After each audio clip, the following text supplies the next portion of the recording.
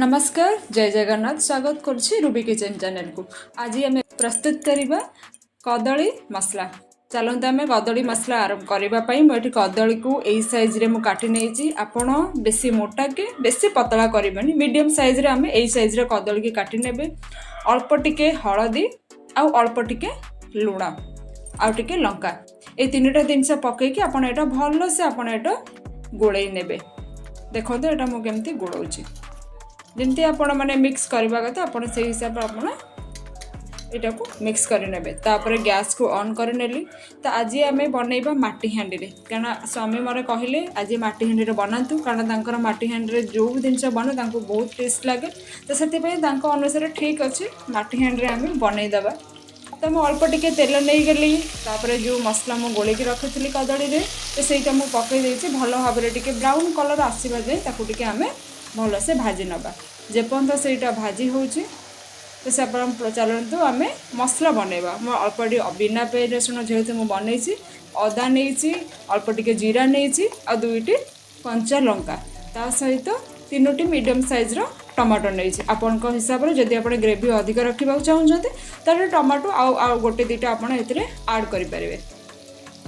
देखो पूरा रेडी हो गला। मुझे मसला बनई नौ ता सहित मझे मझे आप चेक करुवे टे तले भी लगी जापे।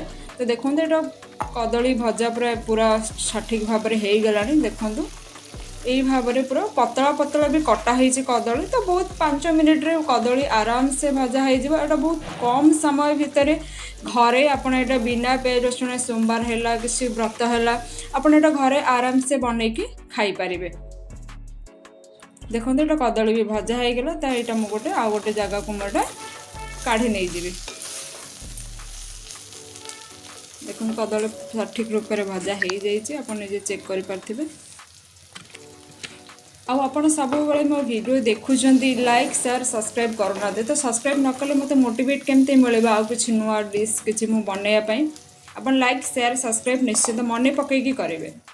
देखो गोटे कदली की मु गोटे प्लेट रे एटा मु काढ़ी नहीं।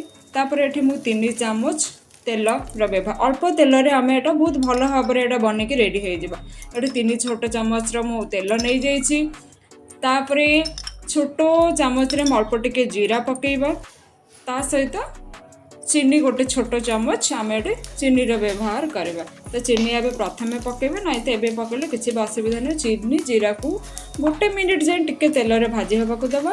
तापर जो मसला मुटा मु मिक्सर माने बाटिकी रखी थी तापर ये आम मसला को पकई नवा। तापर ये आम भलसे मिक्स कर नवा।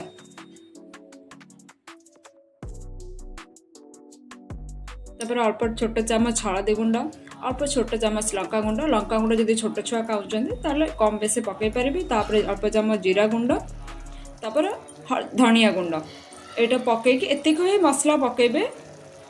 ठीक अच्छे एटा पकईकी भल भाव में एटा मिक्स कर नवा। जेपर्यंत मसला को न होइचे से पर्यंत आम कभर करके मसला को भलसे आम जारी होगा देवा। यहाँ देखूँ भल भाव में मसला तेल भी ऊपर को पड़ी आसला। मसला पूरा पूरी भाव में आमर हो जाइए।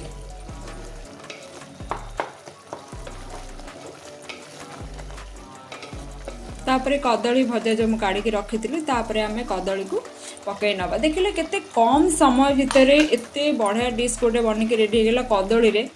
आप प्रथम आड़ गोटे निश्चिंत आप घरे बनई खाइबे, बहुत टेस्ट लगे, बहुत टेस्ट लगे। आप निश्चय खाइबे तापर मत कमेंट माध्यम जनइबे भल लगे कि नहीं।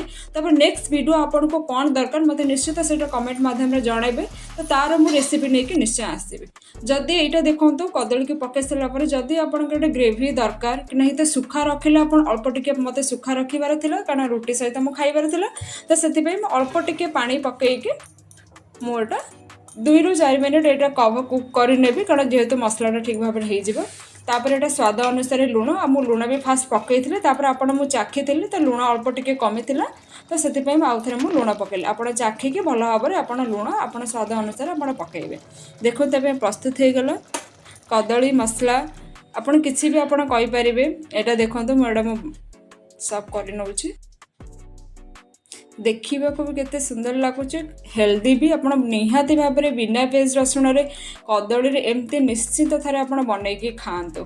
आ मो पेज को लाइक शेयर सब्सक्राइब निश्चित करंतु। रहिली जय जगन्नाथ।